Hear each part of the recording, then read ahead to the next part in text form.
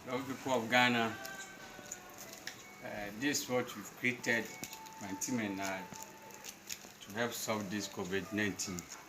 So this system is the normal barrel we call anchor, and we've recycled it. And we've installed solar system that will help pump the water.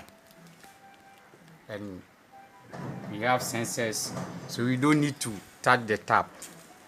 It brings the soap first and the water follows. So I'll demonstrate for you to see how it is done. So this is the sensor. So as the one pushes the sensor, the soap comes.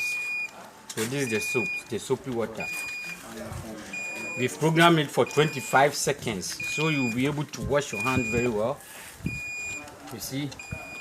So you wash your hand very, very well.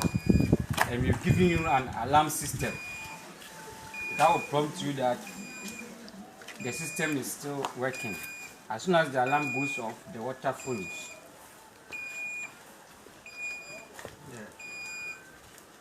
So this is how it is done. So the water comes and you wash your hand very well. So we've given you 2-in-1.